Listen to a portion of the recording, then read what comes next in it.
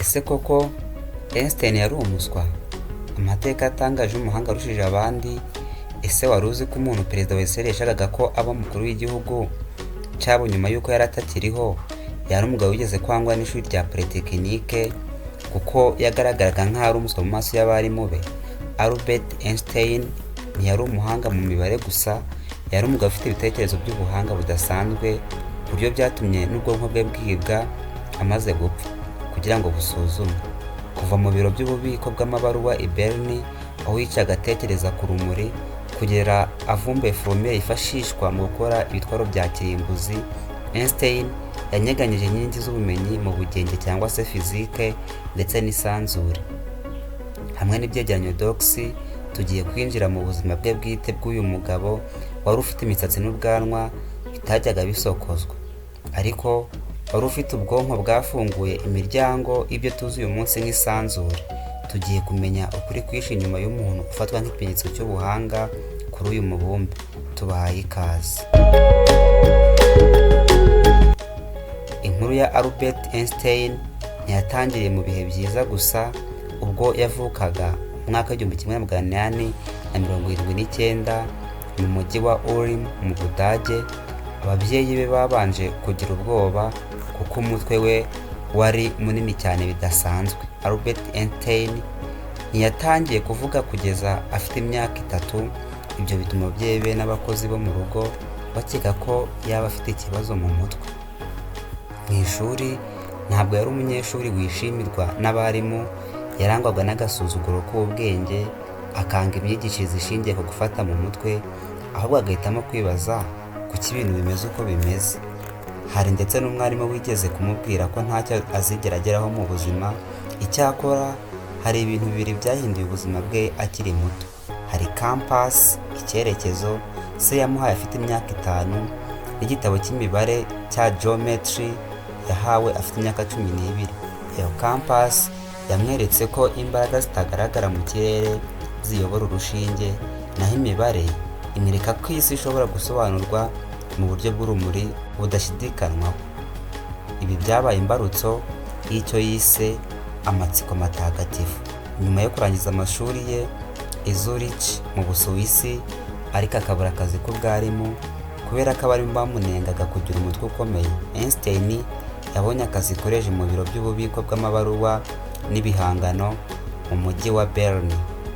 Kuri we aka kazi kahoze ari umugisha kuri we. Mu gihe yari amaze kurangiza imirimo ye vuba, yakoreshaga igihe gisigaye atekereza ku bibazo by'ubugenge byari bimaze imyaka amagana bitabonerwa ibisubizo.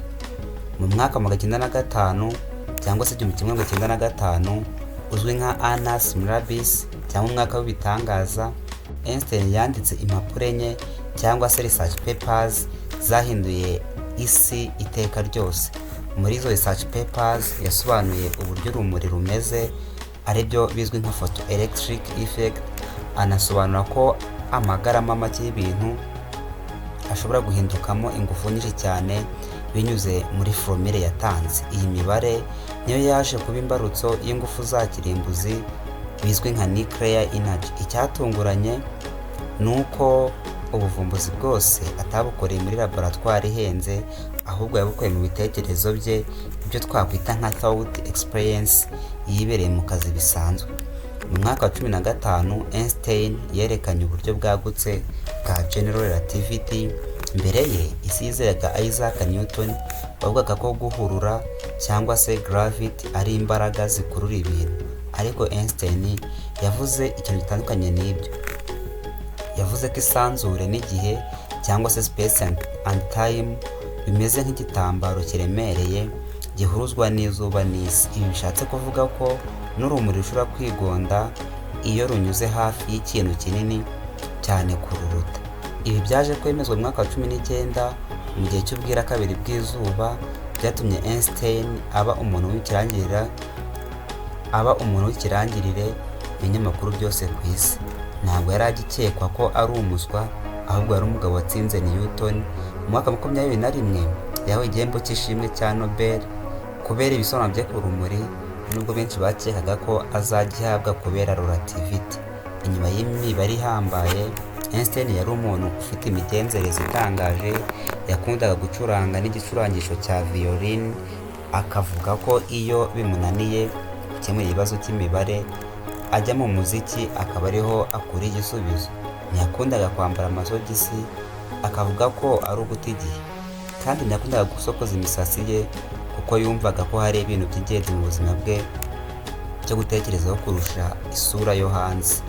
Einstein yari umugabo ukunda amahoro.